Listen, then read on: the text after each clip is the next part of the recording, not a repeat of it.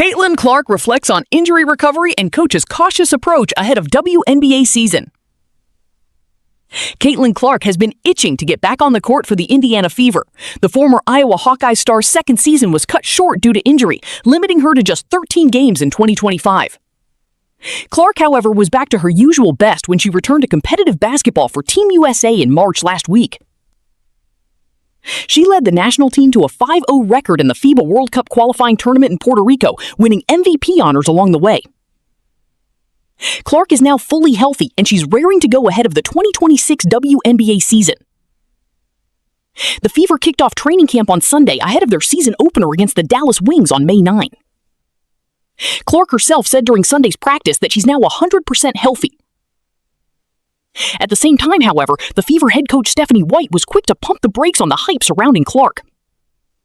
White made it clear that the Fever will take a cautious approach with Clark, prioritizing her long-term health.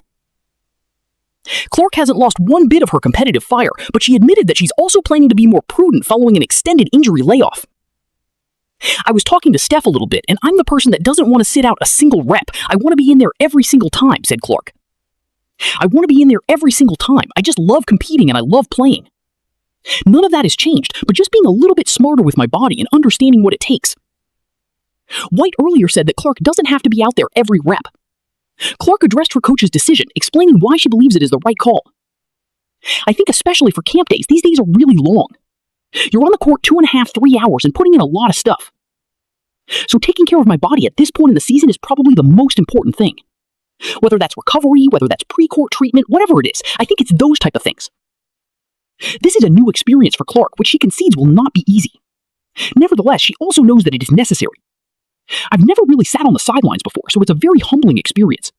It gives me a good perspective on how to be a great teammate and a great leader and show up every single day.